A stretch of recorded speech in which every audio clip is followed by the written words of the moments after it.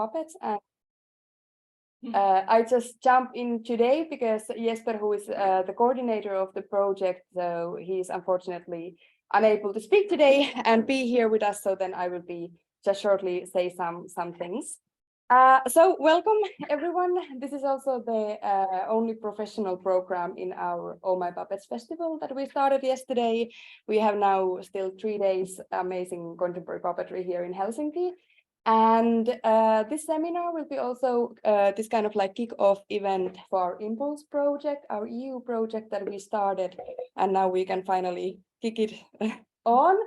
As to say, so Impulse project is Impulse, the new focus on puppetry and visual theatre, is a EU project, and we have 3 partners. One, Cosmos Theatre is from Lithuania, and then Atarumpa is from Portugal, and Aura Puppets is from Finland. And here is also some of wonderful Aura Puppets artists here, and me, Sanna, and then Taru as well, whom you can also ask some questions. Taru is also more involved with the project. Just a few words about the project. So the aims is to promote contemporary visual theatre and puppetry, and develop different sustainable touring strategies, practices, and also create these kind of like working and sustainable networks. And these are like just really shortly some aims about this this project. And today we have this amazing sustainability workshop, which is for 2 parts. First part will be, as Taru already mentioned, it will be from artistic point of view. Then we will have discussion, and then after the discussion we will have a break, and then we will have the presentation point of view after that. And sustainability expert Carolina, who will shortly introduce herself just in a minute, she will be hosting the workshop. And yeah, if you have any questions, I think Carolina will tell when she wants to have the questions. In here, I will be taking notes if you have any questions, so kind of like pin it. So I will just mark that you have a question in mind, and over a chat, you can also just raise your hand, or then directly then write a question on chat. So Taru will be taking care of the chat. Yeah, so let's kick off this Impulse project. Yay! Finally! And let's start the sustainability workshop. And as Taru mentioned, so we will be recording this this meeting. Great, thank you so much for the great introduction. And hi everyone, thank you for coming. My name is Carolina, and I work with Aura Nova, which is a international booking agency, and we mostly take care of organizing international tours for our artists. And we work with visual theatre, object theatre, circus, and dance. So many of our artists are puppeteers and object theatre makers. And today I'm going to talk to you about sustainability on tour, and largely about sustainability in general as well in the performing arts. My background on this is I have an education also as a transformation manager on sustainability in the performing arts, which was an education that I had the luck to be able to take while the whole pandemic, first year of pandemic was starting. And we also started this project during the pandemic at Aura Nova. It had been for a while in our minds that when we organize tours, there is an element of questioning how sustainable the tours are, and how to make this more sustainable, how to make a tour more sustainable, how to work in a more sustainable way. So when the pandemic started, we got some funding to do some research with my colleague Helene, who's no longer working with us, but she was a very important part of the project. And we were both looking at what has been published, what kind of information and research was out there. And we also interviewed a lot of presenters and artists to try and find out what people needed from this project. Because what we realized when we started the project is that there's already a lot of information out there. But what we also realized when we talked to people was that there's a lot of information, good information, well written, well researched, but it's very long. And there's a huge amount of guides that are 300, 400 pages long. And then we have the artists and the presenters who are people that are overworked and don't have extra budgets to have one person dedicated to reading all of these guides and implementing them. So what we did is we collated all of the information that already existed, created a very simple to use toolbox that can get people started, shared all of the resources, and made this guide as a kind of easy steps into becoming more sustainable while on tour. So I will show you the toolbox. I will show you all of the resources. I will talk to you a little bit about how to look at your sustainability as an artist. And as it's been said already, we're going to do this in 2 parts because it's a little bit different when you're working as an artist and when you're a presenter or a festival who's booking. So we will do part 1 for artists, and I would prefer to have the questions at the end so that we can, because sometimes actually what I'm going to explain perhaps answers your question. So at the end of the presentation, we will do a Q&A and you will have a chance to ask as many questions as you like. And I will also share my contact details so that you can also write to me if you have other questions that have come to you much later. And also one little side note, I will share the slides with you so that all of the information that I'm talking about, you will have access to as well. Okay, great.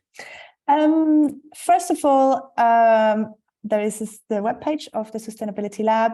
I will also show you the webpage as such so that you can see how the toolbox works. Let's talk about sustainability first. So sustainability is many, many things. There are actually 17 sustainable development goals, and many of them are not the ones that we are talking about. We are very much focused on number 13, climate action.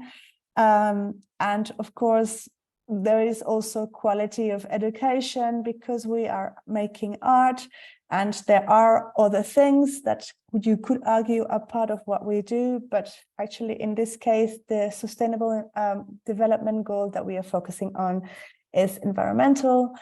So we will talk very much from the perspective of environmental sustainability. However, we must keep in mind that there are other aspects of sustainability that are important for us to think about. So, for example, when we are talking about working conditions, that the working conditions within this frame should be fair. We should be working well paid, well fed, in a decent environment where we no discrimination, no bullying, so we are assuming that all of those are being taken care of, and we focus on number 13, climate action.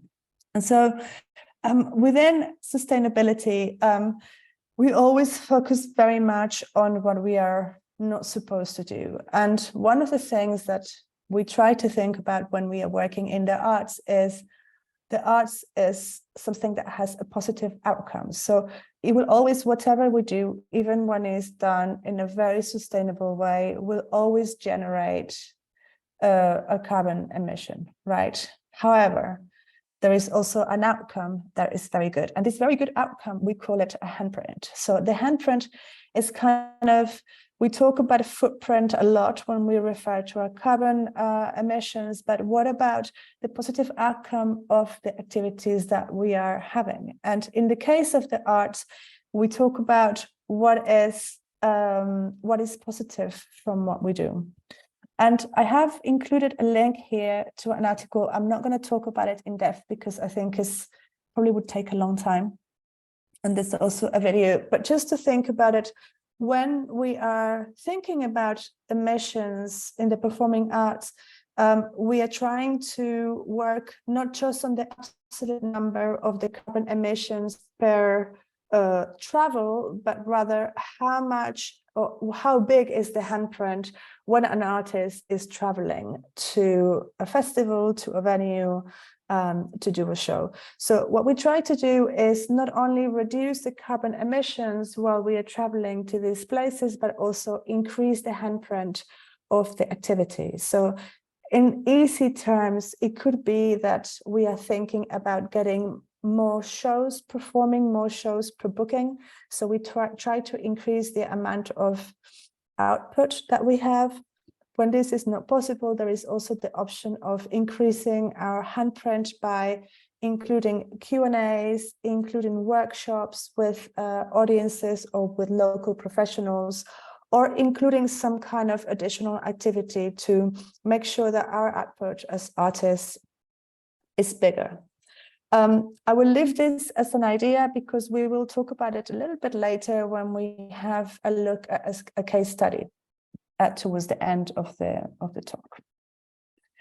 So yeah, just to break it down of what is this in easy terms, what is this increasing our handprint? So to do multiple shows per engagement when possible, to have more activities, workshops, Q&As, education packs for teachers, engage. Also, a lot of artists do this. They start engaging with the audiences in social media and talking about how to make the trips to the theatre in a sustainable way. Spread awareness. I did a workshop last year with this company who, wherever they go, they leave the compost bins in the theaters where they have been, and they do community projects about composting. So, you know, what is the handprint that you as an artist have on how you can increase your own? It doesn't have to be all of those things, but perhaps there is one or two. And then on the other hand, the one thing that we definitely know is how to reduce our CO2 emissions, right? And what we recommend for people is that the first thing to do is to measure what your current emissions are. And so what you measure, you will manage to find out, measure your activity to find out where your points of most emissions are. And we often assume that is to do with travel, and it is often the case if we are flying. But there are many other things that we don't usually think about that actually have very high emissions. So, for example, when I started doing this project some years ago, I was measuring a previous tour that I had done where my emissions from accommodation were almost as high as my emissions from travel. And this really surprised me because I had never considered the emissions of my accommodation. And this is something that is really worth thinking about. Where are you staying? What are the emissions of the place that you're staying? And how does that change your vision of how to be more sustainable when you travel? Since then, we actually book self-catered accommodation because it's more sustainable, but actually now there is many more sustainable hotels as well that explain where they are more sustainable. So it's just about looking at the options. So to reduce your CO2 emissions, you need to first know where your emissions are. And depending on your activity, this is very, very different. So as I said, I was very surprised to find out that one of my tours had 50% of the emissions were done, or 45, were to do with accommodation. And this is something that for everybody is going to be different. So I'm going to show you, this is a good question. We did this very clever thing to share the back of the screen. And now I have to check if I can share the webpage with you. I'm going to stop sharing for a minute and see if I can share my webpage. So desktop, yes, great. Can you all see this? Yes, great. So this is the Sustainability Lab website. And what we have here, and this is for everybody, actually, we have designed it so that either artists or programmers can come and have a look at it. And I will show you how later. There is a little plan at the front. So it's a little introduction on how you can work with sustainability on a sort of more general level. So measure, plan, action, and review. And it's as simple as take some time to measure the emissions of your activity, make a note of the activities that are originating the most emissions, make a plan to reduce it with some recommendations. take action, and then put a date to come back and review it later.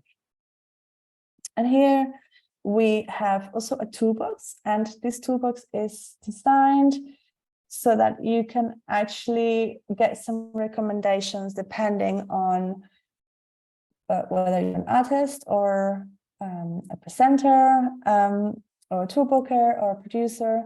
And here, this is very, very simple to use. Once you kind of know, okay, my area that I want to reduce is my travel and my accommodation, or my merchandise, or whatever. And this is very, very focused on tour. I will talk about productions a little bit later.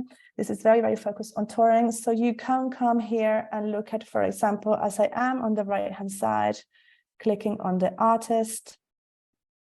And then what appear is the recommendations that are suitable for artists. So you can have a look at all of the things that can affect your carbon emissions on tour. So you have, yes, accommodation, you have travel, you have catering as well, things that you can request, things that you can ask for, how about marketing, merchandise and promotion, and so forth. And this changes as we change whether it's an artist or a presenter or a programmer. And we also separated the recommendations so you can see which are the ones with high impact or low cost implementation or quickly realize. And one of the reasons that we did this is because we often have this anxiety from people that think that making sustainable improvements require a huge amount of investment upfront. This might be the case for people who are thinking about buildings, but for artists, there are also for programmers, there are very many things that you can do without making a huge investment. So this is why we put them in this way so that you can have a look. While I'm here, I also want to show you the resources page so that you can see that we listed all of our resources. So you have the toolbox up on the website. You have the library. And the library is where we have all of our resources, and this gets updated as well regularly. So here we also offer a sample green tech writer, which we recommend artists. You can download it. You can take what is applicable to you. And you can add it to your writer as you wish. You can edit and add it as you wish. All of these guides here are some of the guides that we use into making our recommendations. Some of them very, very, very, very long, but they're great. And I really recommend that if you really have the time and you want to actually take a deep dive into all of the literature that exists on sustainability on tour, you have them all here. And there are some useful tools, some links, some websites, and then other resources such as organizations that might come in handy later. One of them is Julie's Bicycle, and we are working mostly with Julie's Bicycle's carbon calculator. Several countries are now making their own versions of the Julie's Bicycle carbon calculator because it has, I think, is probably the most accurate for the performing arts. Now Canada, Germany, I think Australia also, they all have versions of the Julie's Bicycle calculator. So yeah, we recommend that you have a look at it. Sorry, I'm sorry.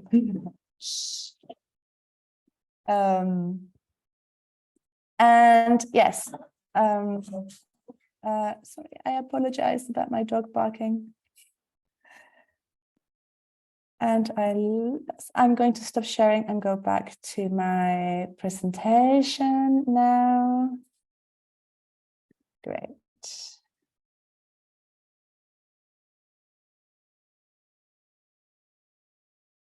So just to go back to where we were, so looking at reducing your CO2 emission, what can you do? I'm very sorry.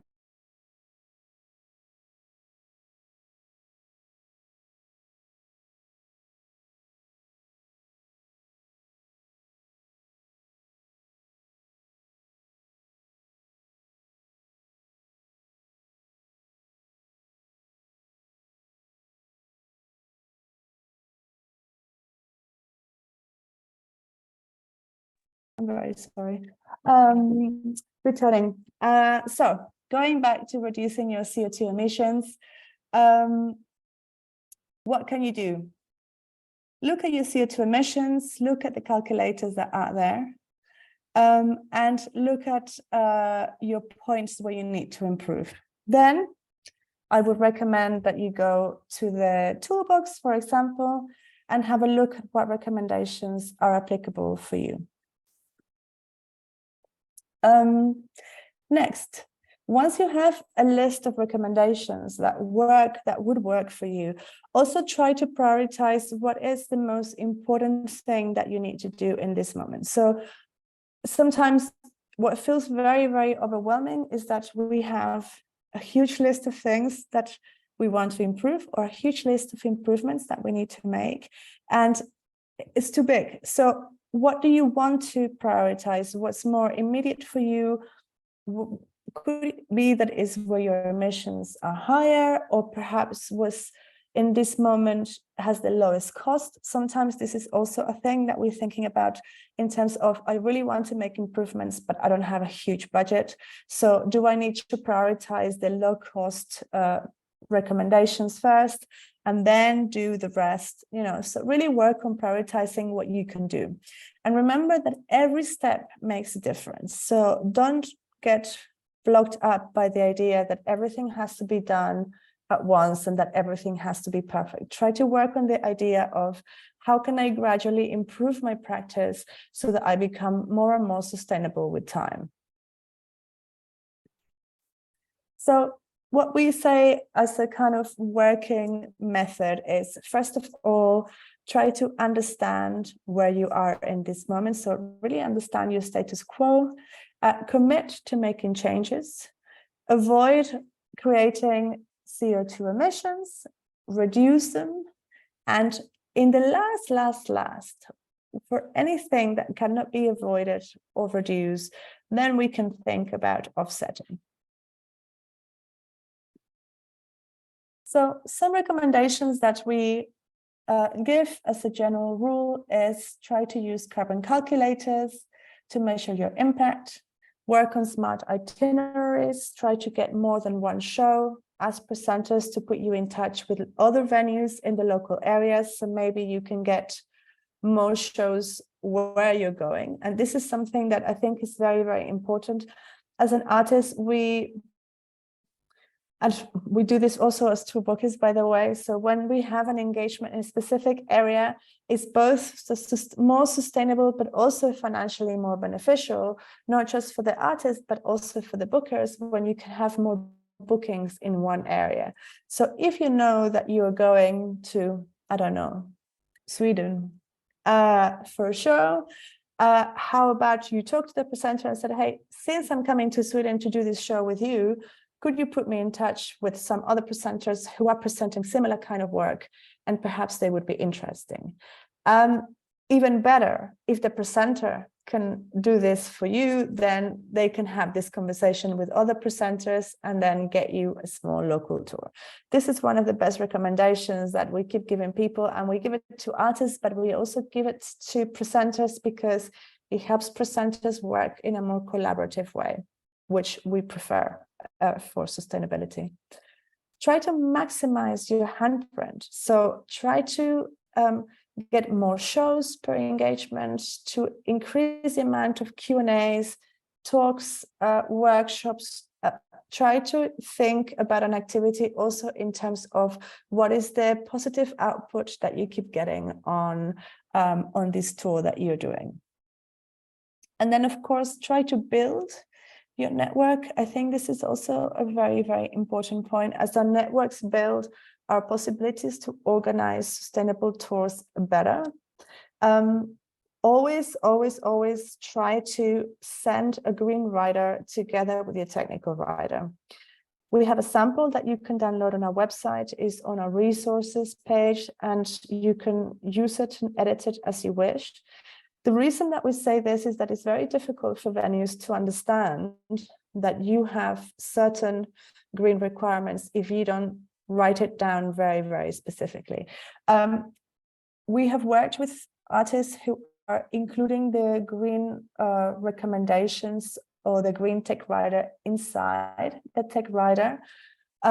This is okay. This can work. We also include some of these requests on our contracts. So for example, we have started already since the Sustainability Lab project started, we have started asking for accommodation to be green and for sustainable travel options to be considered. So whenever we work with presenters, we have a conversation with them about sustainability and sustainable travel, sustainable accommodation, sustainable catering, and so forth. So keep this in mind, because this really helps you along the way when you're booking a tour. And then, of course, there are other recommendations, but these are not necessarily so much for you as an artist, but keep in mind that there are also emissions that are originated from your artistic activity in an area that come from the audience side. So how the audience travels to come and see your show also creates an emission. And as an artist, you have also the option to talk about your emissions through social media, through your website, even through the presenter. If you want to encourage people to travel in a green way, you can even start having these conversations with the presenter when the booking is being made. So one of the festivals that we work with, for example, started already 2 years ago to encourage people to travel by bike. They got a deal with a local bus company to come to have a later schedule so that people could go to the theater and then take the bus back. And also started, of course, 2 years ago, because of COVID, it was not possible anymore, but I think they will do it for this year. They started to build a little website where people could sign up for carpooling. So, or to car share. So somebody's driving and other people sign up to go with this person to the theater. And the artists were engaging with this actively on social media and encouraging their audiences to travel in a sustainable way. So this is something that is really worth thinking about. And then, of course, last but not least, if you have some emissions that cannot be reduced, that cannot be avoided, then we think about the offsetting, but how we offset is also important. And just to have a little talk about offsetting, we did some research about the offsetting possibilities in Germany, and we found that there was some better ones and some worse ones. And I think depending on where you are locally, you might want to have a little bit of research and see what's available. We would never recommend that you offset with the airline, for example, because it's not very clear what they do with that money and what the impact is. We ourselves in the agency, we offset whatever cannot be avoided by us at the end of the year. And we have chosen a project that is local to Berlin, where we are based, and then a project that is further away in one of the areas that is most affected by climate change. So we have sort of balanced that investment.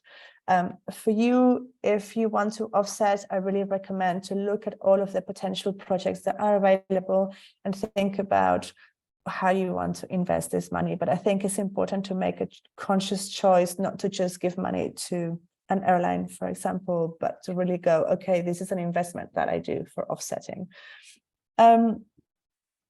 In terms of what are our obstacles, and I will also want to hear from you at the end if some of you have questions about this. Some of the obstacles that we come across quite often, I will start with the one that I will also remind the presenters later, exclusivity clauses. So this is a big one. We are now trying to argue nicely a way out of many exclusivity clauses because they really work against sustainability. Some of them are reasonable. So I think it's very reasonable to have an exclusivity in a city when you're going to do a festival for a sort of period of time. Some of them are national. So we have had people that have requested that the show is not performed in the country 3 months before or 3 months after. And these are the ones where we go, perhaps this is not a good one. And of course, we have to make a judgment depending on what the artist needs as well. So there is also an element of the sustainability of what is a sustainable working environment for an artist. And as an artist, you cannot say no to engagements, right? So we try to figure out a way to negotiate ourselves out of an exclusivity clause by talking about sustainability. It works very often, but also very often we have to go, okay, the artist has to decide if they want to take this engagement exclusively or not. So with exclusivity clauses, the issue with this is that then it means that if you have an engagement in a country and you cannot take engagements in cities nearby or in the same country, then you're not really able to have more activity on your tour in the place that you have gone to. Particularly when you're flying, this is kind of hard because you are then having a very, very high emission from travel to only perform 1 or 2 shows, perhaps even 3, and a festival in one city and then have to come back. This also can create this kind of zigzagging that happens on tour.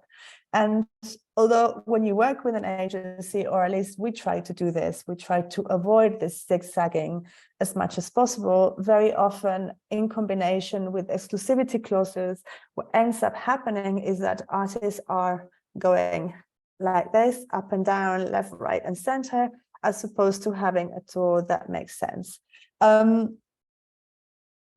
It's a work in progress. I think very many presenters understand now that exclusivity clauses are not really a thing anymore, and they're definitely not sustainable.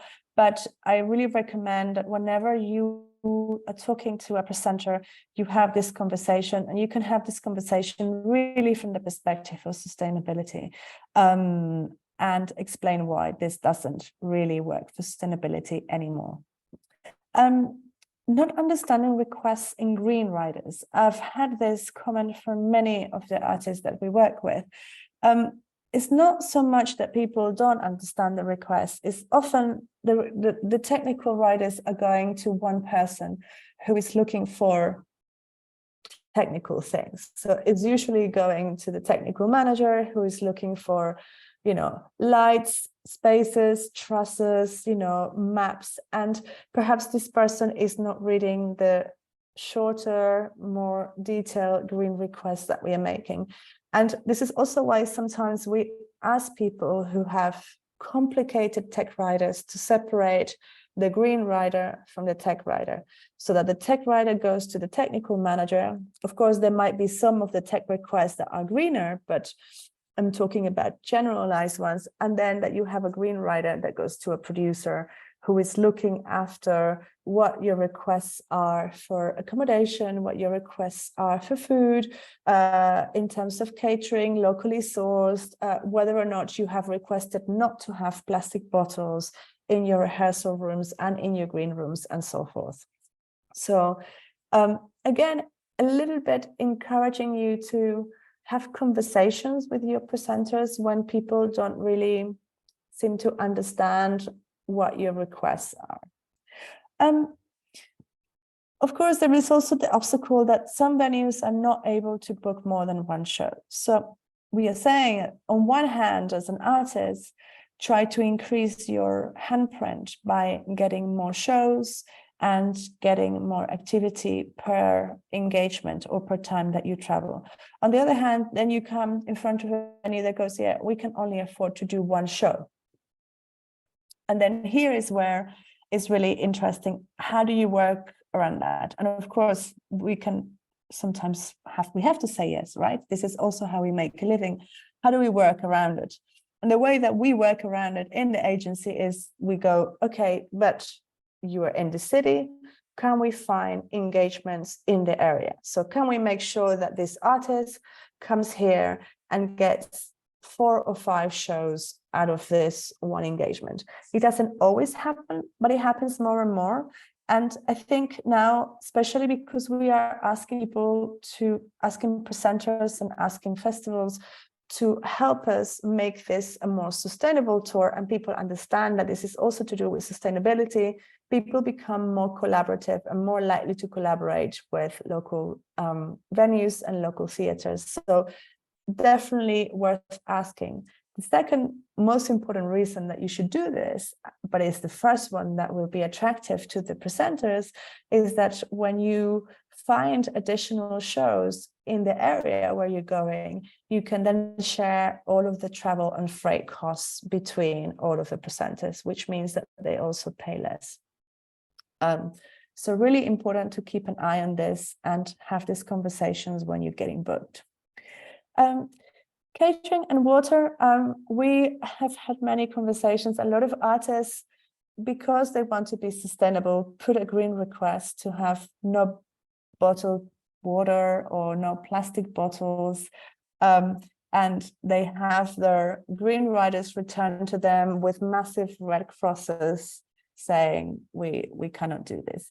And I was having a conversation with a producer about this. And actually, there is something really funny about what is green and what we are requesting, and some very old legislations that come from a time that, you know, where legally theatres had to provide water for the artists, and it had to be individually bottled, and it had to be bought and not tap water.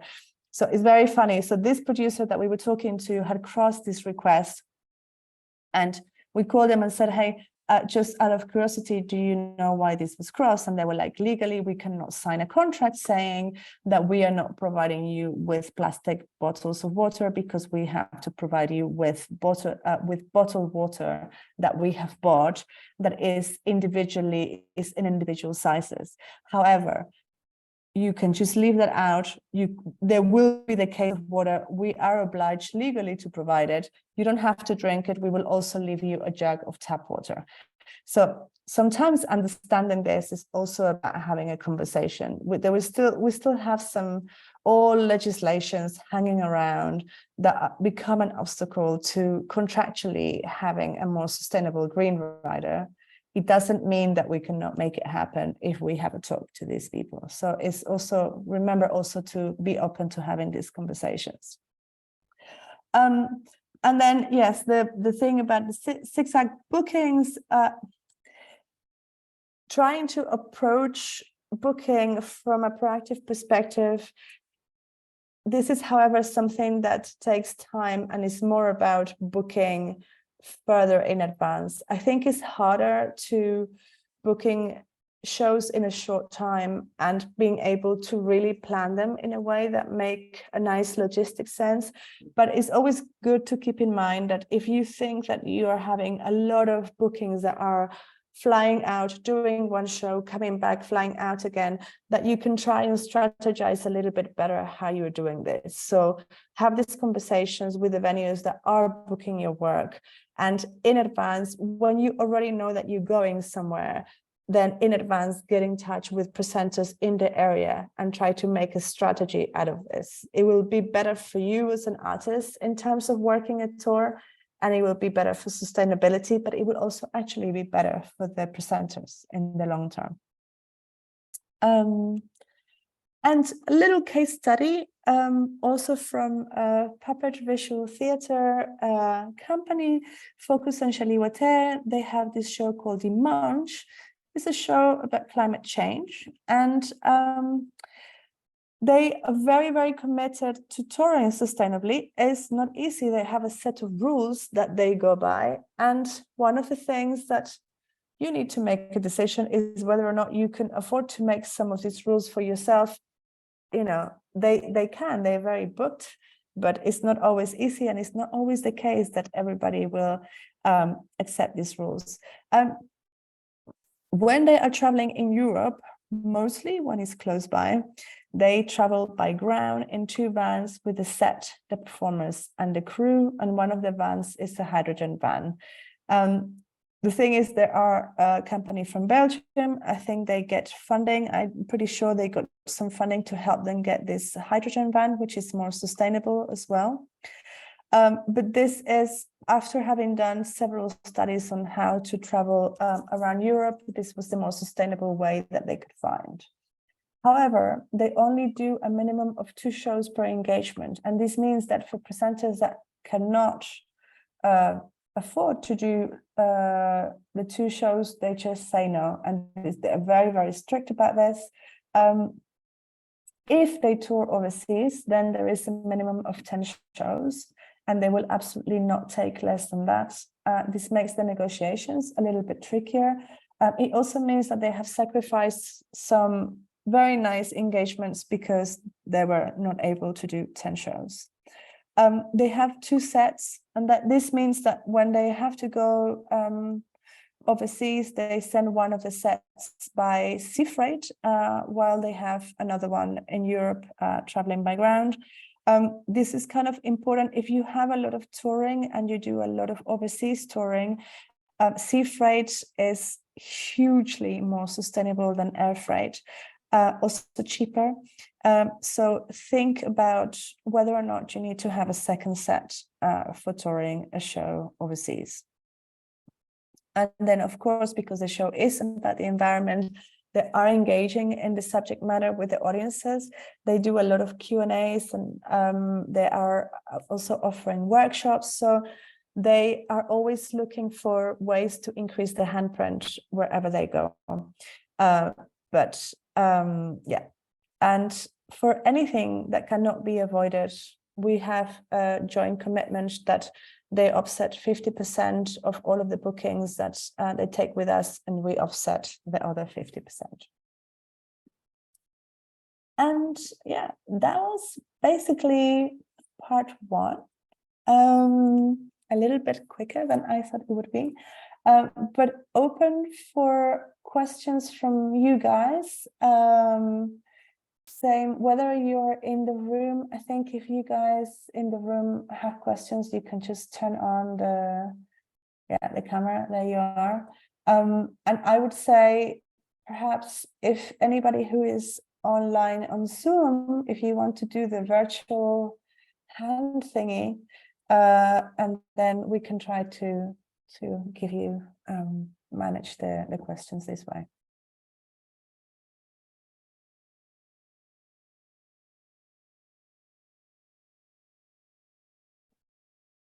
Well, I can start. Please. if it's okay. Yeah, I think this is really interesting, and there's like many points that we many of us have been thinking already, and some new good hints, like the green rider kind of things and stuff like this. It's thank you for this. So I think the biggest sustainability issue here is the question of like central and periphery. We don't have the agents, we don't have the curators come to see our shows, so we don't really have the resources of anything like anything extra, because our sort of income mostly comes from the grants that are only usually for making new shows. So we have to really make new shows all the time as artists, and all these like extra tasks, it's usually us artists who are doing it, because we don't have like personal producers or agents or anything like this. So the question probably is to how to get into the loop, how to how to even get there, so we can think about these questions and resources for these kind of questions that you just presented. Yeah, I mean, it's a very good point, especially as you were saying, like when you are in the periphery, it's also not so easy, right? I mean, I have been to Finland, and I tried to see if I could travel by train to Finland, and it was not possible. And I was like, okay, I will go anyway, but you know, it's hard. I mean, I would really suggest, and this is something that is really worth considering. Last year, there was a wonderful showcase of Finnish work in Edinburgh called From Start to Finish. This was high quality work and a really good venue that has an excellent reputation, and the work was seen by very many people, was very, very well regarded. Many presenters were there, and I think you need to sort of strategize where you're presenting your work, because as you're right, it's difficult and not very near to come to Finland. When you want to tour internationally, then it needs to be about how can you come and bring your work somewhere where many presenters will be. And of course, one of these places is Edinburgh Festival. is not the only one, but how can you present your work in festivals where many presenters can be there, where agents can see your work? I mean, we actually represent a lot of Finnish artists, by the way. So it's like putting yourself out there in an international market where people can see your work, and also invite people. I mean, there are very many showcases in Finland that presenters come to see. I think this year, perhaps if I'm right, Info Circus and Info Dance, or Dance Info and Circus Infos have joined forces, and they're doing a showcase at the end of August, and maybe just have a strategy of going, okay, maybe we do an object theater showcase after. Thank you, Performing Hell, yes. So maybe I'll try to find a way to collaborate with Performing Hell to also have a section of object theater and puppetry. But I know that it's tricky, and I totally hear what you're saying, but yeah, find a way to bring your work to a place where it can be looked at. But yeah, from start to finish, I think it was, I don't know if they will continue to do this showcase. I'll be interested to know. They will do, yeah. They will do. Yeah, it was wonderful. It was really wonderful. I mean, I really recommend that you talk to the producers, and even if you are thinking about a showcase of object theater and puppetry, even the same venue where they were showing from start to finish is doing a lot of physical theater. So, like, how can you join forces to do a showcase? What makes this work visible for international presenters and producers?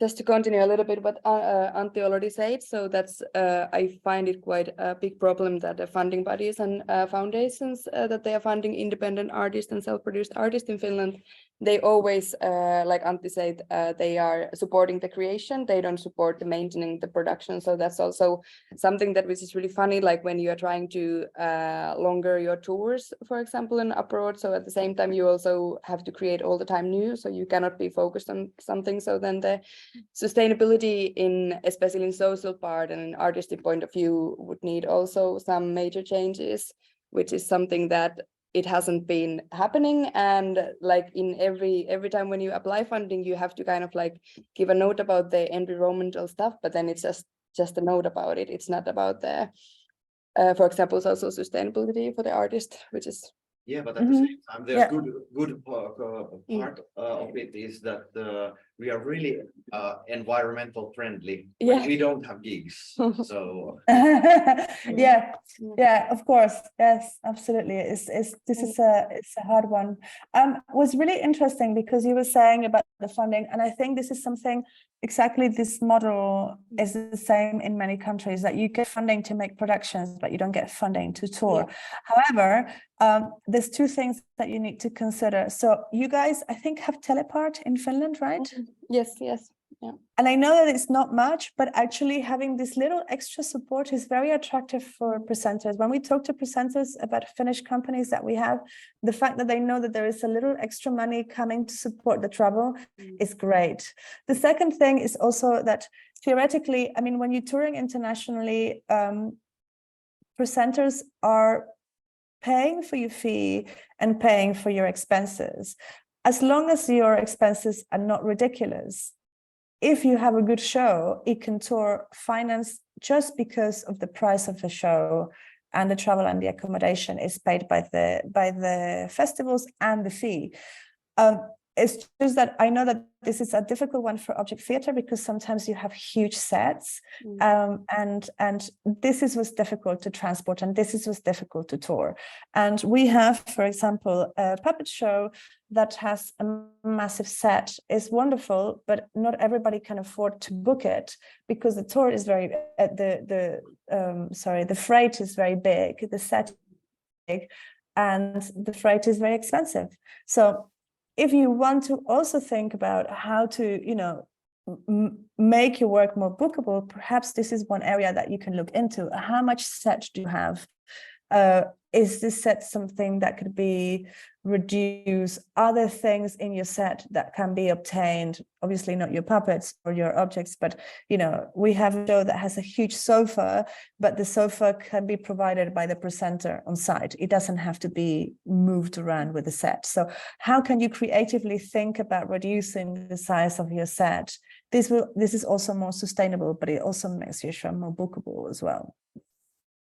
And of course, network a lot. I think knowing people and knowing presenters and, festivals are a great place to do this. And you guys now have this project as well. So this is also a good way to network with each other and get to know each other. But it's not easy, but it takes work, I guess. Have you been ever conflicted, for example, when the artist wants to increase the handprint and then the presenters just don't have the resource, they cannot afford the longer stays, for example, if it's a big working group which is touring, or have you been like in these kind of situations, and do you have any case studies from that as an example? We have this all the time. I mean, this is probably one of the obstacles that we come up with the most. What we try to do is, so for example, Dimanche, this is a case study where I know already that they will not say yes to one show under any circumstances, so it's no point even checking. With other artists, we ask them, because ultimately you also have an issue of sustainability of what is a sustainable life as an artist.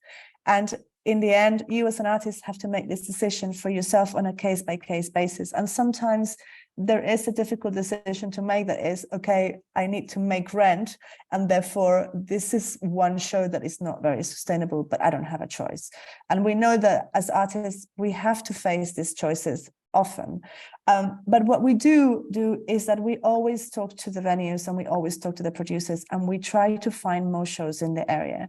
So we have several companies that have tours, even though they are coming from far away. When they are touching in Europe, they have 4, 5, 6 months worth of touring, which is basically a lot of work from our part, trying to organize the logistics of a tour that, is both financially but also environmentally sustainable. And more venues are happy to share contacts for the colleagues, or even make a call and talk to somebody in the next city about booking your show, because also for them it's cheaper. So if you have a show that has an interest in a particular area, then you can already include this as your first conversations. Hey, this is great. I'm so happy that you're interested in the show. Since, for example, let's say the show is a little bit big and you only want to present one show, how about we talk to some theaters in your area and try to build a small tour, And this is also cheaper for them. It turns out, because they will share the travel costs. So it will be cheaper for them, it will be more sustainable, and you as an artist will hopefully get more shows and more work.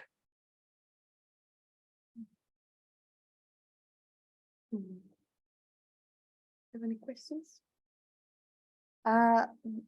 Do you have any of these kind of like, because there is quite many these kind of like calculations, like way to calculate, for example, your footprint, but do you have or have you used any way to calculate the social sustainability as an artist?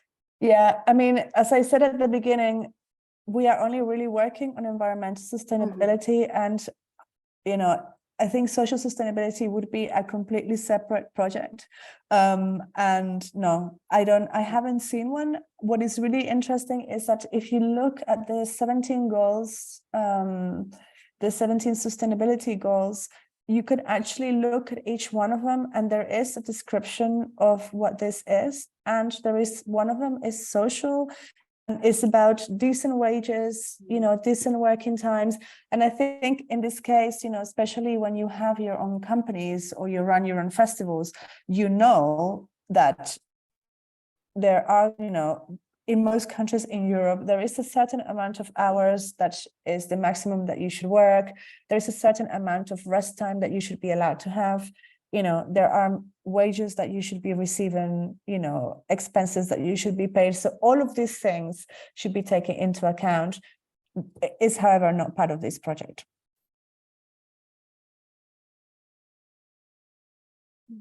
Yeah. Does anyone have any questions who are online? You can just type the question or then open your camera and mic and ask it, go for it.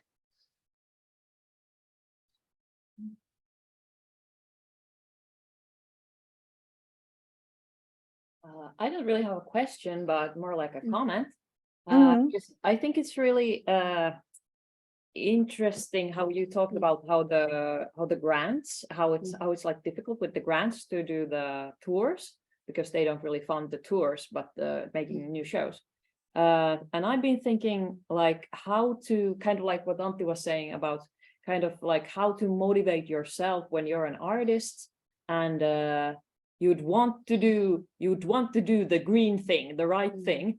But it's hard because all the effort and energy that you put in that is kind of, it's away from your actual artistic work, the stuff that you really want to do. And then there's this looming cloud of climate catastrophe that is kind of pushing you to do something. And then it's just, but oh, I have so much else to do and what to do. So I think it's a problem of how to motivate yourself, but also others to do the green thing.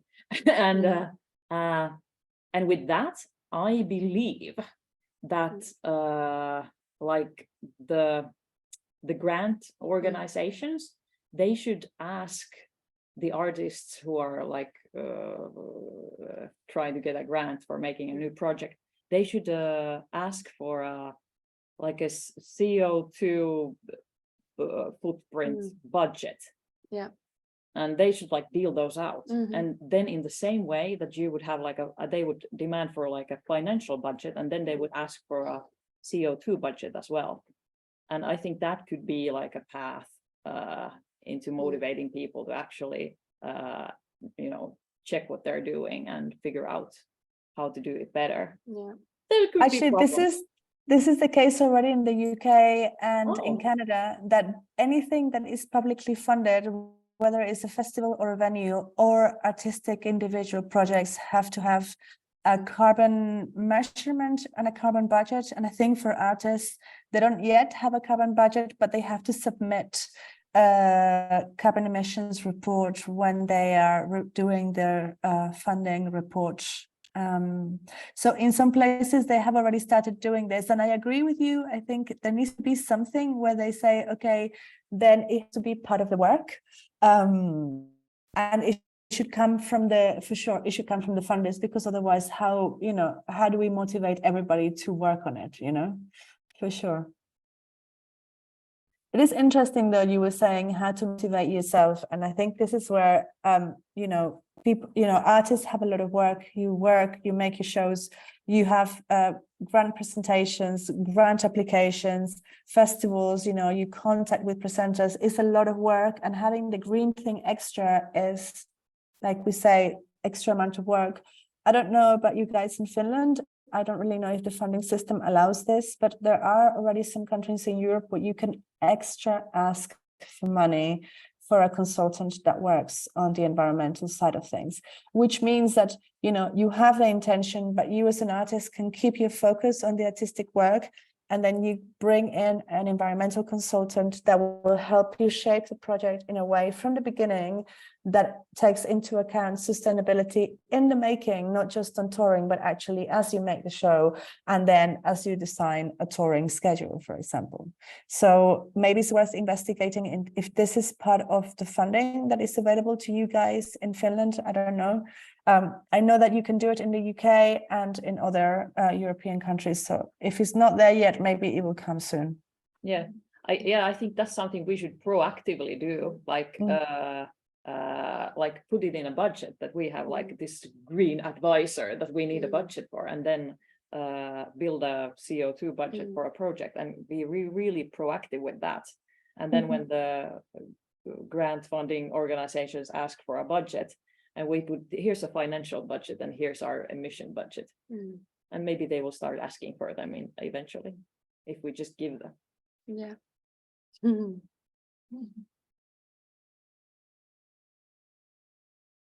There is something when I was doing the education here about transformation management in culture, we had once a workshop by this person who was in charge of funding for green industries.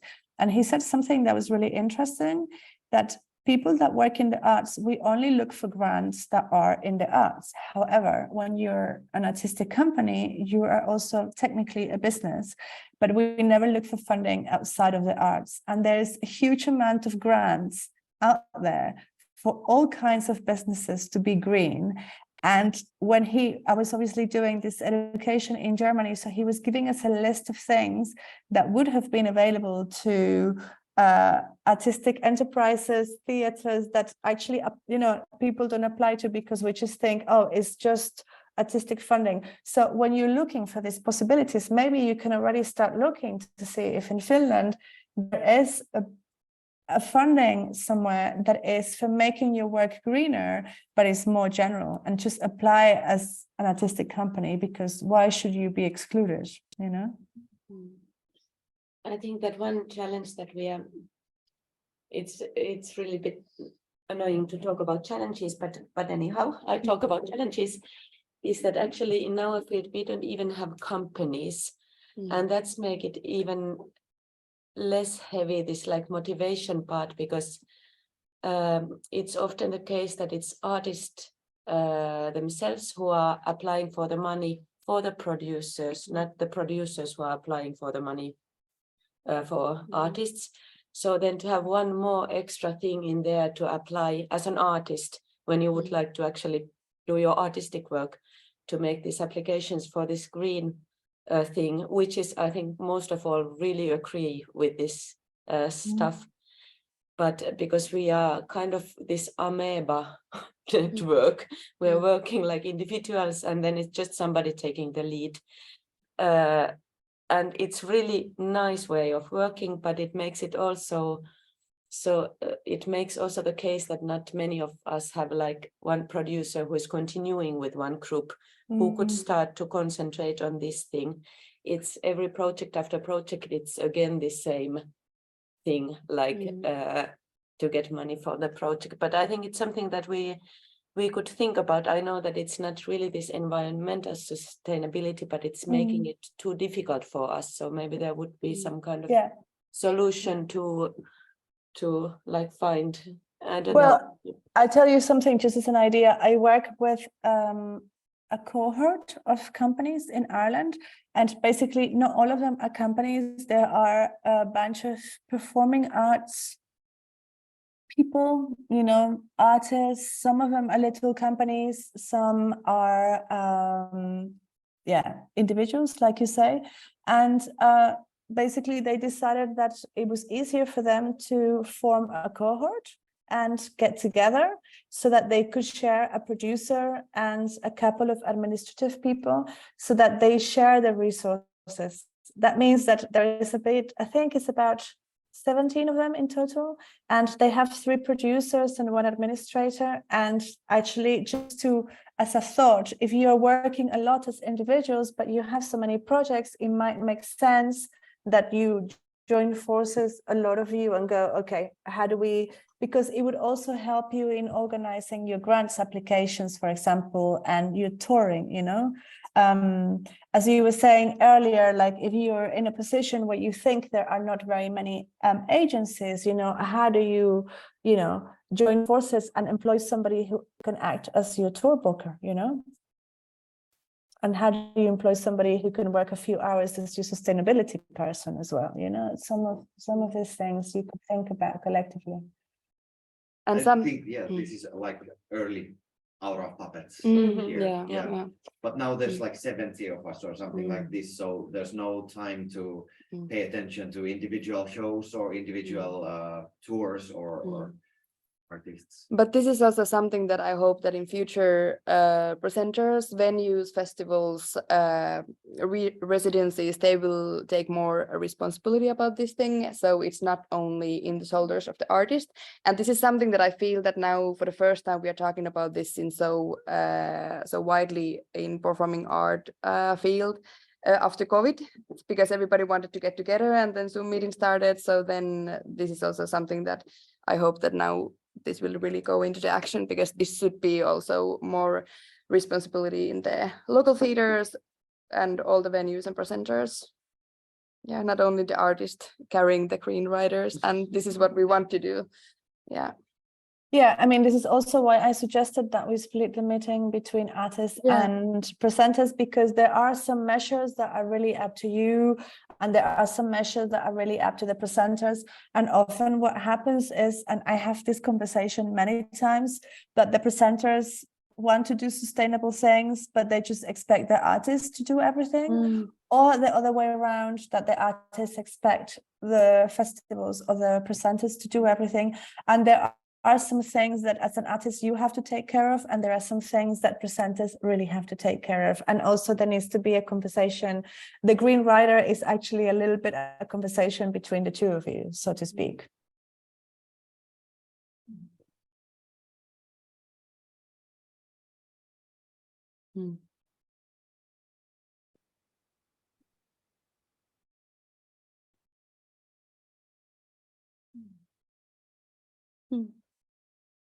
How much we had time for? Okay. Yeah. Any questions in with people who are online? Or comments? Doesn't need to be a question. You can also share some practices if you have some good practices. About the green writers, I find it really, really, like you, Carolina, said already in your presentation, it's really easy to put it in your productional writer. So I also wouldn't really recommend to put it in there with the technical writer, but with the productional writer, it's quite easy to just add it. Yeah.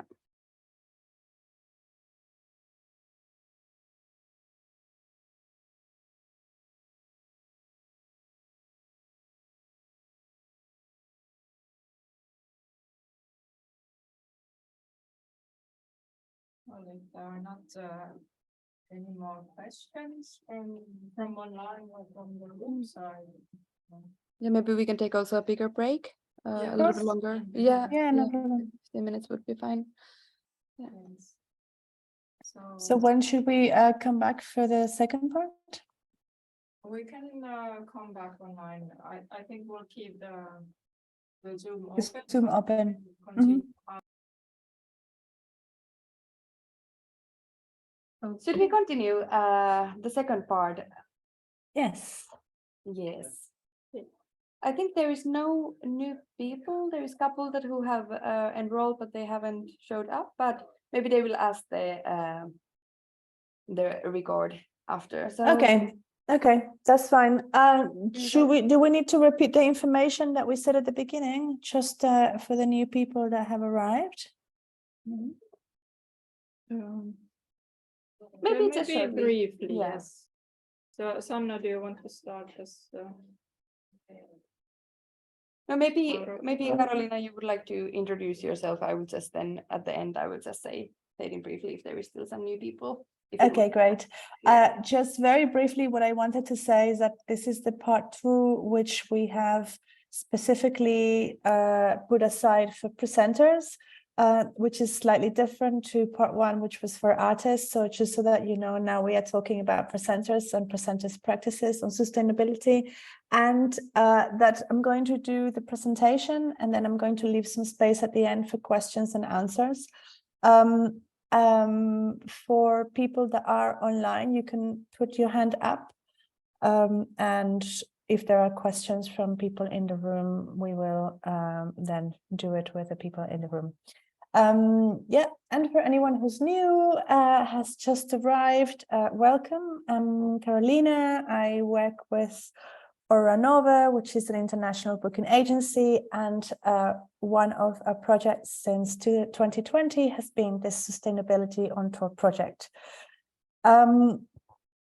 Just very, very briefly, a little recap. Earlier, we were looking at sustainability practices from the perspective of the artist.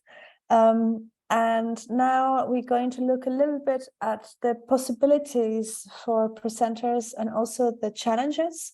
And I actually was hoping that I would have some presenters in the room. Is there anybody here who is curating a festival, running a venue, who can put the hand up and give us some insight on what challenges you are facing?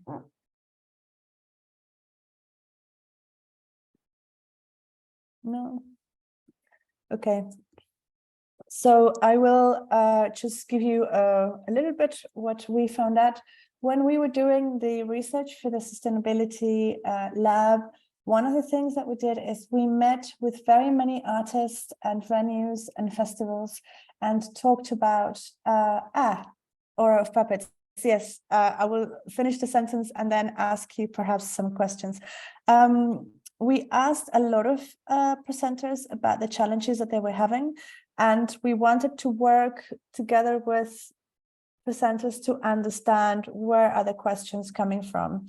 And RF Puppets, if you want to come on, put on the camera and just give me some of your thoughts on what is difficult for you, about what challenges have you been facing with sustainability?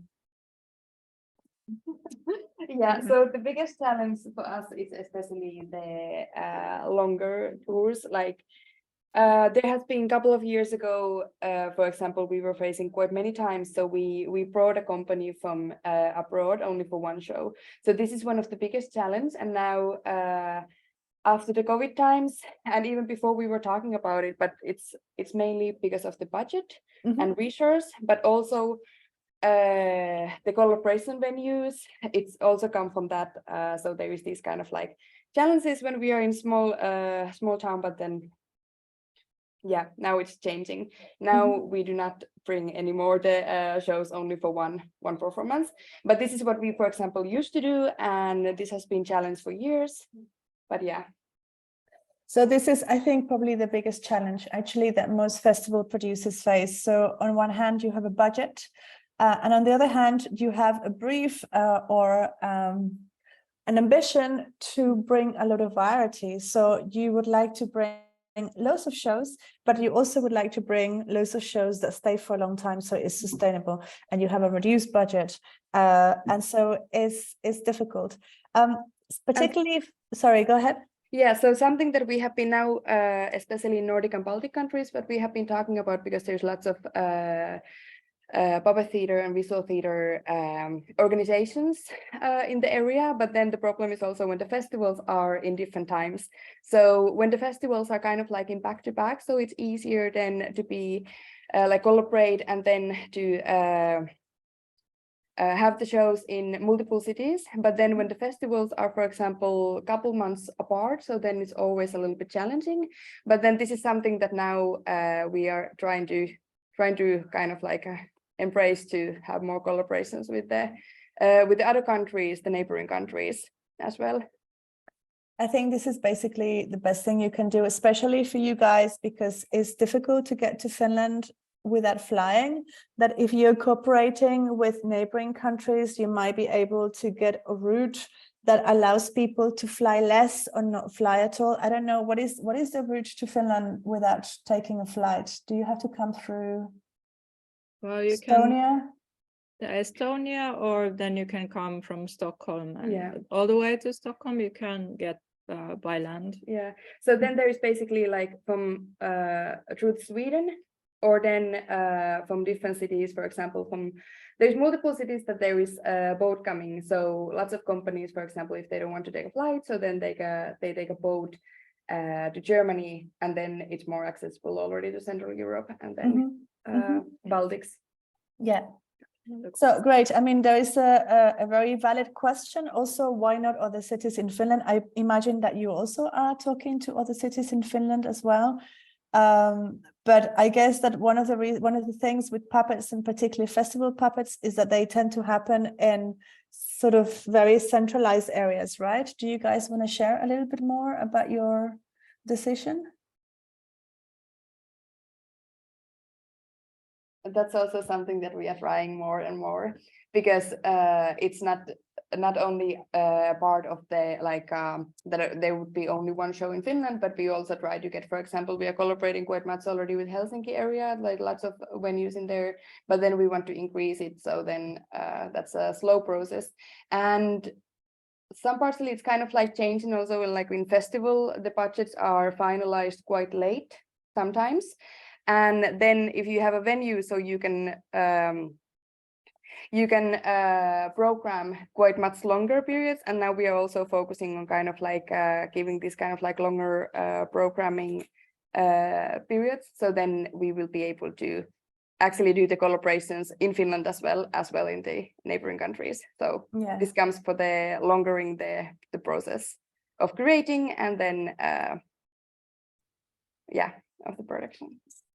This is great. Actually, I think when we talk to presenters, the number one recommendation that we give to each presenter who wants to work in a more sustainable way is to collaborate as much as possible with venues in your country, with venues in your neighboring countries, and to think about exactly this, what you're saying, you know, like if you are doing a festival, to talk to other festivals, and you think about when these festivals are happening, if you have festivals that are back to back, how do you can, you know, cooperate in the curating processes and so forth. I will go through the list of other challenges that we have sort of gathered from our conversations with venues and festivals. So first of all, it's a little bit different because festival venues and in general presenters all have different structures and different needs. On one hand, you have festivals that don't run venues. Then you also have festivals that are part of the space and can influence how the venues are run. And then you have presenters that, you know, book occasional spaces, but not always the same theatre space. And this can be very challenging because as a presenter, theoretically, you also have a kind of a responsibility about the sustainability of everything that happens in the building. But of course, when you're a festival, you have no leverage to, I mean, you could suggest, but you don't really have much of a choice about how the building is run.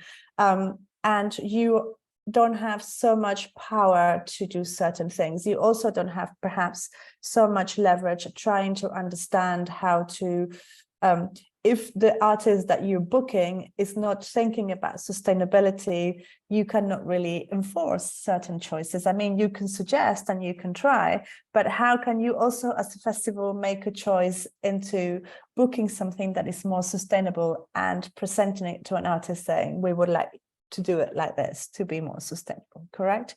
So there are loads of challenges. And I think it's also really difficult to know where to start. And one of the things we talked to two programmers that work in a big festival at the beginning of this research. And one of the things that was really interesting was to try to understand something that happens with people that want to curate. And I think everybody who curates a festival has this idea that you want to curate a festival with the best artists, with the best art, with the most variety. Is going to be amazing. Everybody's going to love it. And then you have a budget and you have limitations of space. And then some artists are not available, or they're only available to come and fly for one show, and then they have to go away. So this also goes both ways. On one hand, you have artists that would like to do more, but the venue cannot afford it. But it also happens sometimes that some festivals or venues want to book an artist, but this artist is only available for one day inside of the festival period. And then how do you balance all of these things? And how do you continue to make exciting new choices and continue to work on a sustainable program? And it's kind of hard and it's difficult to know where to start. And again, very basic suggestion is try to measure your current CO2 emissions to understand where your emissions are coming from. And one of the things that is really important when you run a festival or when you run a venue is to understand how to manage this emissions and to make a budget, perhaps, as it was suggested before, of CO2 emissions. So looking at what emissions a festival is creating should be really concentrating not just in the building. So the building, I think, should be treated as a separate entity. And when you're a person that is in charge of a building, then you should address the building as a thing and then look at the festival and the curation of the festival as a thing. And trying to figure, so what is it that you're measuring when you're booking a festival or when you're booking a season in a theatre? So you need to think about the emissions that are created by your program. So from the moment the artists walk into your building. So the travel and the freight, of course, has to be taken into consideration, but also the power use while they're rehearsing, while they're setting up, on the technical rehearsals, during the show. What are the emissions of the audiences that are traveling to your festival? So there's a kind of a general agreement that we consider these emissions as part of the emissions of your cultural activity. You also have to think about catering and facilities, and it's not always the case. So if your venue is separate from your festival or your program, you might not be able to make choices for catering facilities, but you may be able to influence them. So for example, if you run a festival in a space that is not yours, you might be able to request that during the time your festival is taking place, you would like the catering to be more sustainable. So I think some people actually have a list of requirements, and you can have a look on the Sustainability Lab website. We have some suggestions. So of course, we know vegetarian food is more sustainable. We also know that locally sourced is more sustainable. If it has to be prepackaged, then no plastic is the biggest recommendation. So there is a list of how to make a request, or what should you be looking for when you're requesting more sustainable catering. But you know, so what really are the current obstacles, or the biggest current obstacles to programming in a sustainable way? On one hand, we have these budget restrictions and what that means for you in terms of how many shows you can book per artist. On the other hand, how to encourage a process where artists are not flying back and forth for one show. And as we were saying earlier, it's really important that we think about working together with venues and festivals that are in the country where we are operating, but also in neighboring countries. So if you have a puppetry and object theatre festival, and I mean, actually this project itself is also about 3 festivals coming together and talking about running festivals in the periphery. But, you know, like, how do you, particularly in your position in Finland, how do you then think about bringing artists to Finland in a more sustainable way? As you were saying, so one option, you already know the options of how sea travel could work. So one option could be that if you know at a certain time when your festival is taking place, there are other festivals that are happening in Sweden or even in Estonia, then maybe it's already, before you even start programming the festival, it's worth having a conversation with those festivals happening around you. And if there are no festivals, is it perhaps worthwhile talking to theaters that are near the ports where people have to take the boats? And can an artist then take a train to Sweden, do a show in Sweden, or 2 or 3, or, you know, a number of engagements, and then take a boat and come to Finland, and then take another boat and go to Estonia, you know? Of course, this is, in the ideal world, what would happen. And I think a lot of networks are already beginning to work around this idea, because it also means that it's much cheaper. It's much cheaper for you if you are splitting the cost of the travel and the freight with 3 or 4 more venues than if you're paying them all for yourself, which also means in turn that you would increase your budget, and perhaps you could have 2 shows instead of 1, perhaps, depending on how much cheaper your travel and your freight becomes. So this alone, and thinking about this networking and working together and collaboration, is the one thing that will really allow for your practice to become much more sustainable, having these conversations. So just as an example, I have a show that is going to a festival also quite in the periphery, and it was interesting. We have known perhaps for maybe a year that this show was happening, and I think I spent a solid 4 months first trying to persuade a presenter to help us find presenters in the area, and then myself writing to people that I didn't really know, who, of course, because I didn't really know, were not paying very much attention. And the experience from this was really interesting, because it was a lot of work trying to get all the shows an area for more sustainable for the performers. And in the end, it was not possible. I mean, they are traveling by train, but they are traveling a long distance to reach just one festival.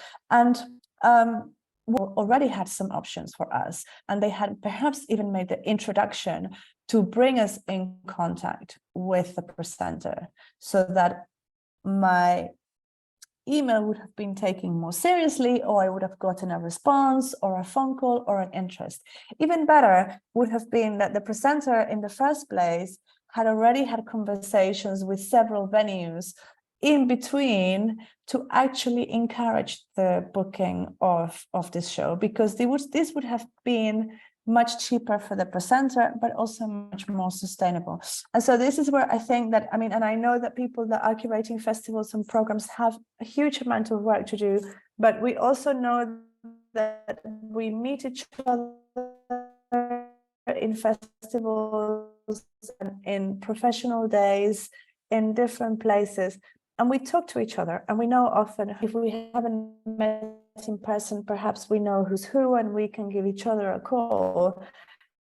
And setting yourself up field a little bit. So if you want to, if you already know that your geographical situation is a little more challenging, and you want to work in a more sustainable way, yes, you need to work a little bit further in advance, but work a little bit further in advance and prepare yourself by having these conversations with other festivals, with other venues, and try and figure out a way that you can curate, if not all of it. It doesn't have to be perfect, but think about the biggest shows with the biggest load, that have the biggest CO2 emissions. Can you actually help that some of these shows will have other engagements on the way?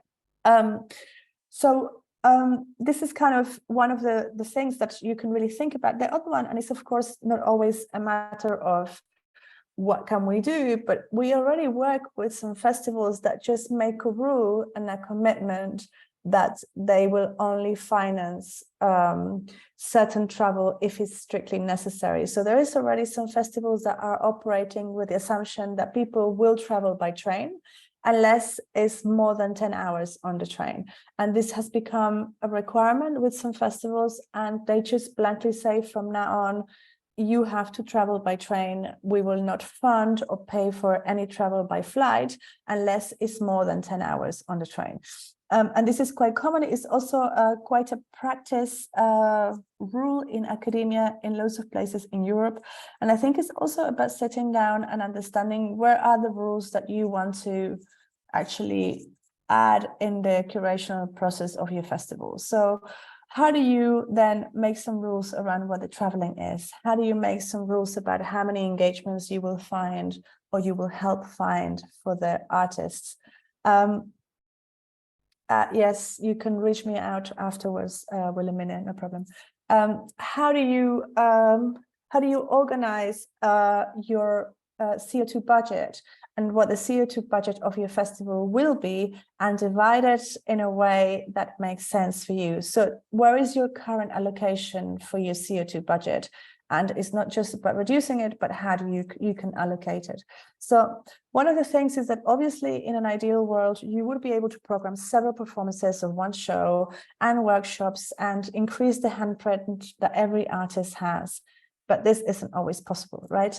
And let's just think a little bit also from the perspective of the presenters about this handprint.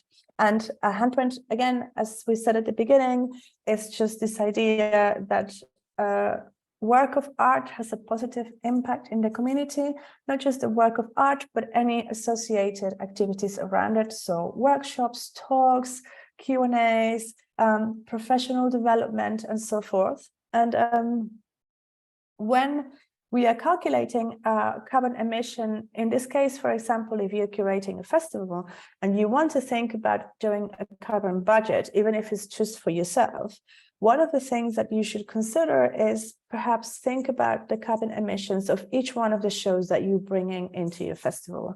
And within that, then think about, on the other hand, what is the handprint of every single one of the shows that you bring into the festival?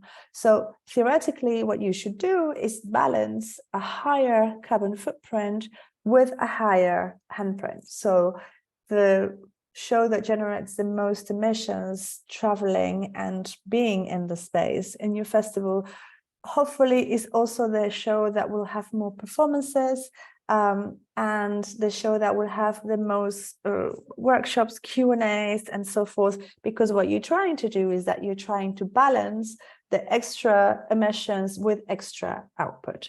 And this is, again, not always possible, but as an idea to also help you understand the emissions of this show is a really good practice to get into the sort of habit of understanding the carbon emissions of bringing each one of your shows. And for this, of course, we use a carbon calculator.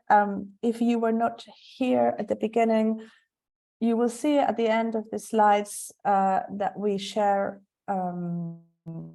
the resources with you, and in it there is a carbon calculator that you can use that is very good for performing arts in general and has different sides. So you can calculate, if you're an artist, you can calculate a tour or a production or traveling, and you can divide it in many different ways. And this is the Julie's Bicycle carbon calculator. If you have a carbon calculator that you prefer, use whichever works best for you.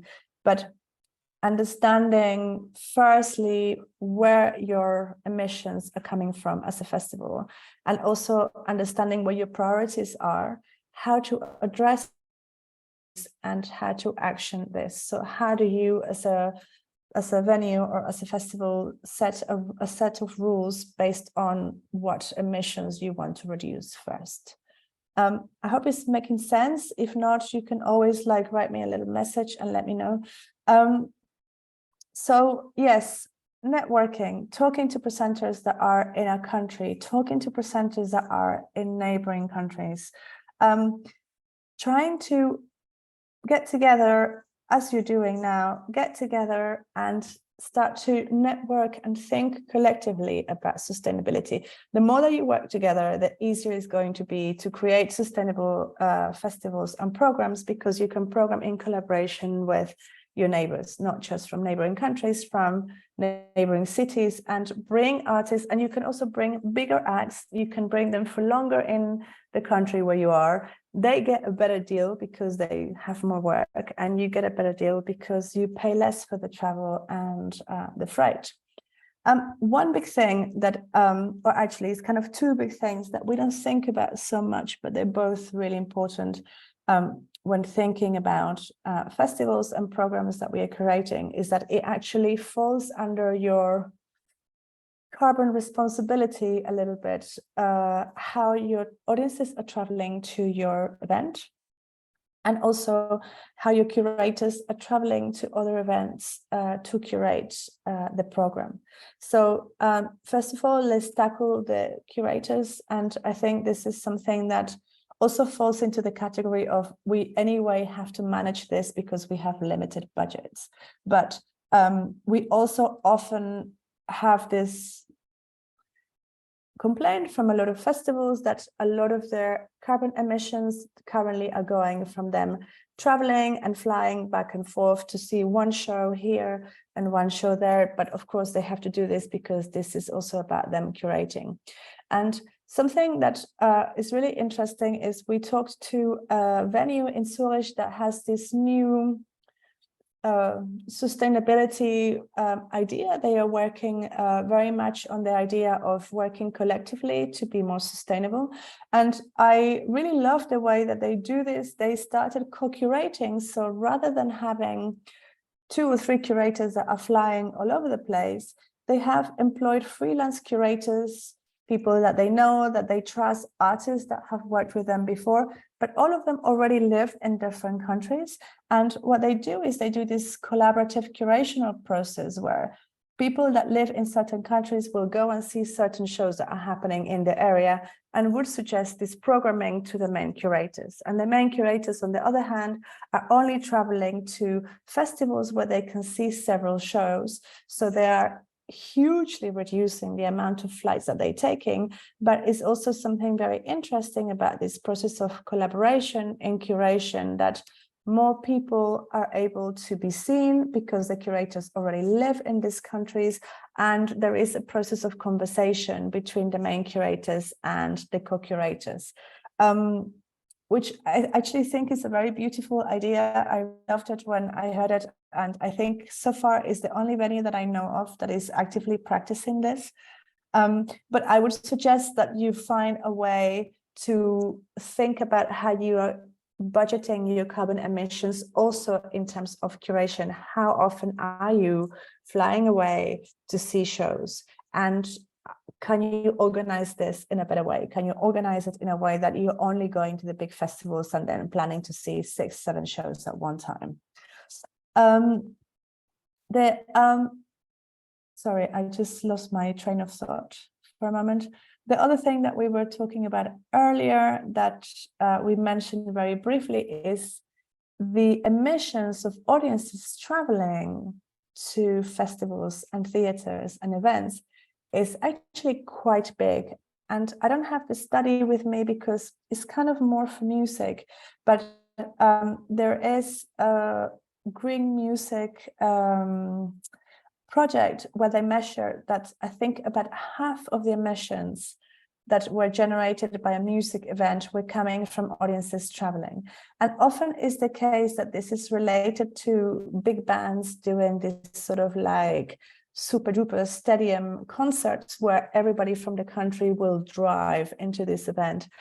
But it's really worth considering when you're measuring your emissions, and this is hard because you cannot talk to every single person that comes to your festival, but perhaps find a way to measure how people are traveling to your event.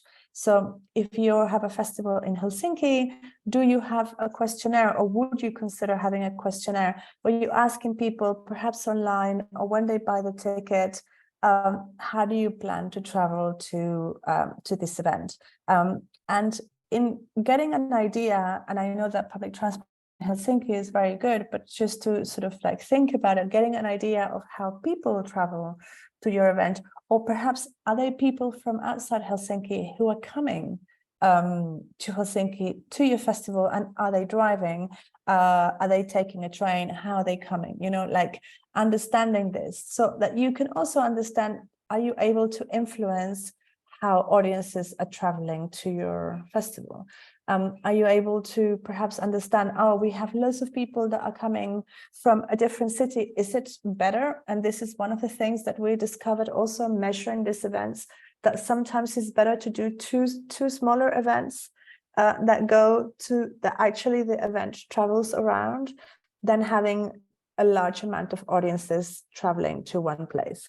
Of course, this depends very much on the event and the size of your audiences and the size of the event, but it's worth understanding. And this is where measuring comes in very, very handy. One last thing that I want to share with you that is really important. I have here, as you will see, this is a list of useful links and tools. In it, you have the Creative Green Tools, which is this carbon calculator, which is great. Of course, perhaps you have also a very good one in Finland. I don't know if this is the case, but this particular carbon calculator for the performing arts has already been adapted and used. So there is a German one now, there is a Canadian one. I believe there is one being developed for France as well. It's very complete. It can be divided. So whether you want to measure a production or a tour or a festival or a venue, you can do them separately. So it's very handy for people that want to measure different activities. And again, there is also freight calculators and accommodations and so forth. I want to just look a little bit, so briefly look at the Theatre Green Book as an incredible resource, and just so that show you a little bit around so that you see where it is and how to use it. We worked with the creators of the Theatre Green Book on the 4th book that hasn't come out yet, which is the Sustainability on Tour. But they have been working on this for a very long time, and it's a very, very, very comprehensive guide on everything theatre related, talking from the perspective of green productions, green buildings, green tours, and so forth. And the reason that I wanted to show you, let me just stop sharing the presentation. The reason I wanted to show you this is because whether you are an artist or a festival or a venue, there is definitely some very, very good information for you here. So this is completely free. It has been translated into several languages. I don't know if a finished translation is on the way, but I think it's written in a very easy to use language anyway. And as you see here, there is 3 books. Book 4 will arrive again, will be added very soon. And Sustainable Productions, Book 1, you can download. There is a short version, a full version, and then extra guidance. And just to give you a little hint, there have at the beginning of each of the guides, they have a little sort of, I find this chart very useful, a little chart sort of like to put our head into the right place, thinking about how to make a production more sustainable. And then, loads of suggestions, step-by-step guides into how to get into from the beginning into the thinking of working in a sustainable way. This is for productions, but for those of you who have to run buildings, and this is really interesting, actually this is done by an architect, I believe, who specializes in environmental sustainable buildings. And if you're working with a sustainable building, then you also have the guidance here for you. If you don't have a building that you have to manage, you can always sort of send this in the direction of the people that run this building, and perhaps start to influence. If you're collaborating with a venue regularly, perhaps it's worth trying to understand if you can make some suggestions or some requests, and always point them in the direction of, sustainable buildings, if you can. And yes, I want to just show you the last screen of my presentation so that you have it there in front of you. Both on the, it's gone all the way to the beginning. So both on the Sustainability Lab website, but also here you have a list of resources that you can use. And I will share this so that you have not just my contact, but you have all of the resources available to you.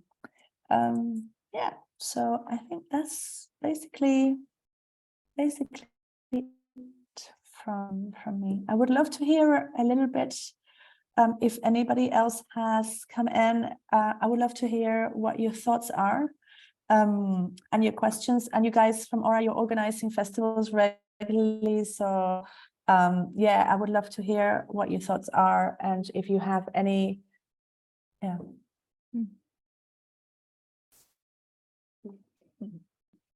I think the most vital thing is the collaboration and a time, kind of like you have to have the networks that works, and also kind of like the networks that doesn't just exist because of the knowing people, but kind of like how you can utilize it, for example, when the pieces are touring.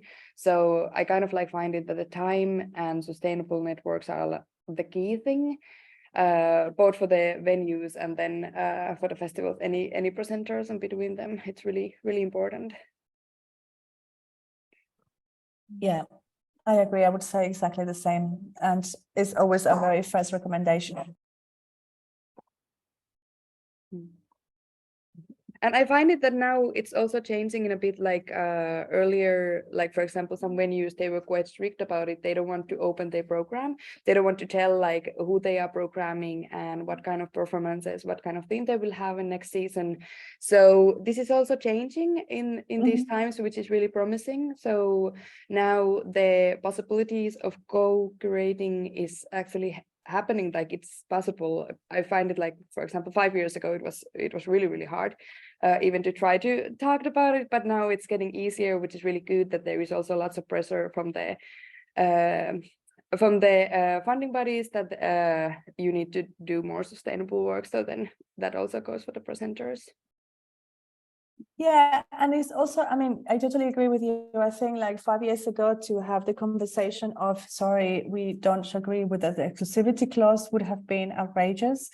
And now I think we have it very often, and more often than not is their presenters are happy to say, yeah, okay, this is an old thing, we don't really care anymore, you know, and this is really interesting.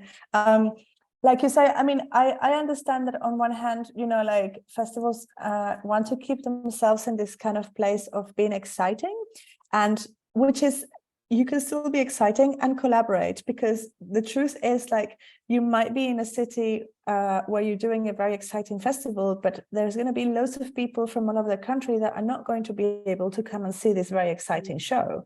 So there is still room for keeping it exciting and also sharing it. And in terms of social sustainability, and this is a point where we were saying, you know, we obviously couldn't include it in our project because it's something completely different, but there are theaters that are looking at touring as a matter of social sustainability and understanding that it's also about spreading the most amount of cultural output, not just in the capital cities, but away. And the big festivals have to take a little bit of responsibility in allowing that to happen, you know. But yeah, it's becoming easier and easier. We still occasionally have these conversations where we are saying to people, sorry, no exclusivity clauses, and they just go, what? But yeah, it's getting easier.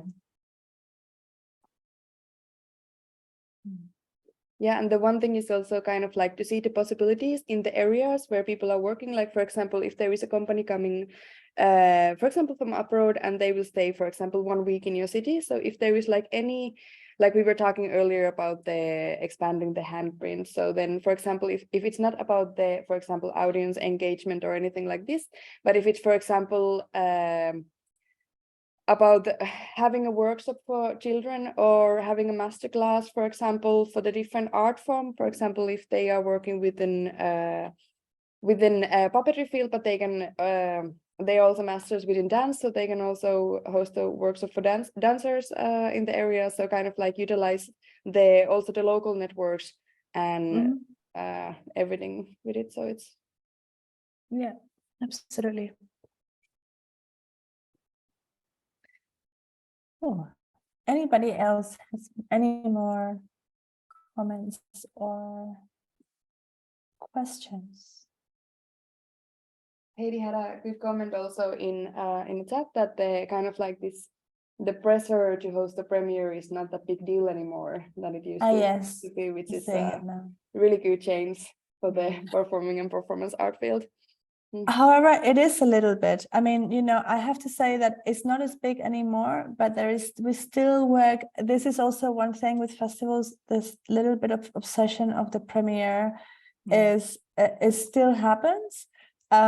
And I mean, we also have to walk away from it. It's also terrible for artists because it makes artists, you know, like it keeps artists in this pressure of having to create new work all the time.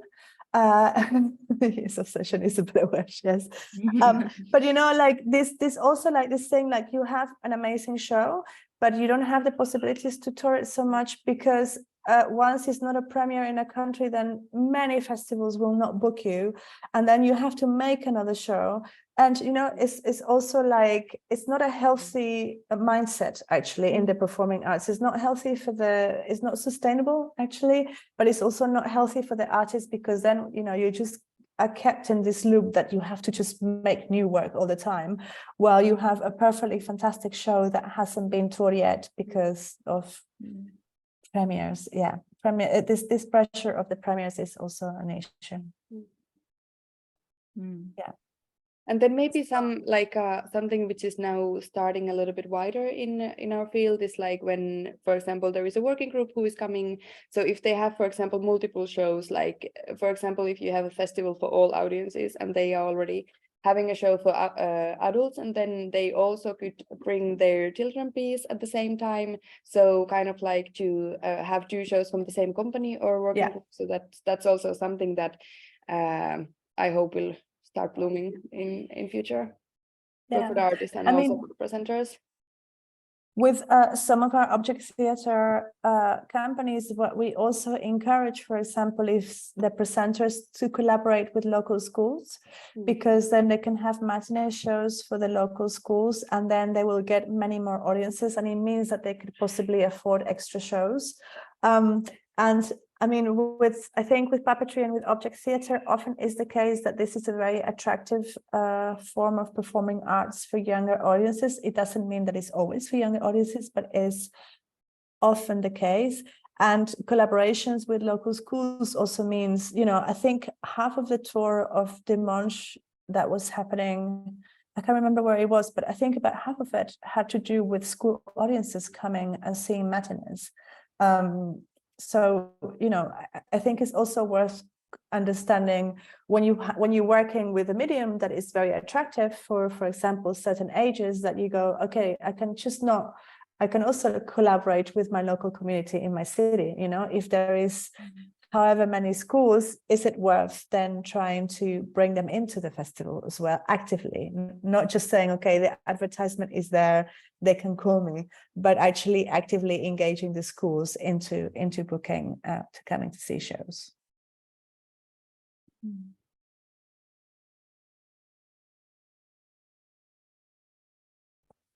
Cool. Yeah, if nobody else has any more questions, you have the website there. I will share this with you so that you have all the information and you have my contact. I'm happy if you have questions that you want to reach out to me. Yes, and I can share the slides with the participants via email. Great. And yeah, I think you guys also wanted to say a little bit about the project just for the end of the presentation, right? I think there is no maybe new people who enrolled now earlier. Okay.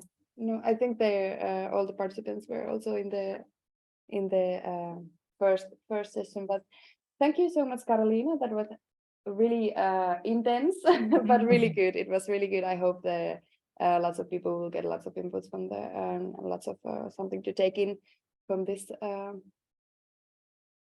Yes, thank you. Yeah. Thank you very much. And it was Thank you. pleasure to host, even though from distance, but we can get together on this important matter.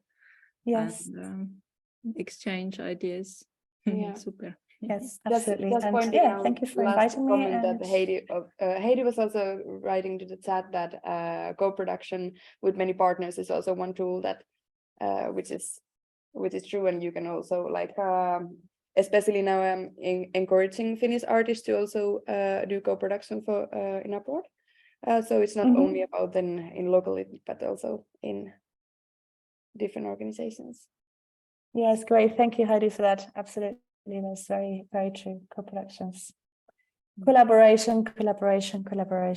Yeah, the key It's for all everything. Yes. Great.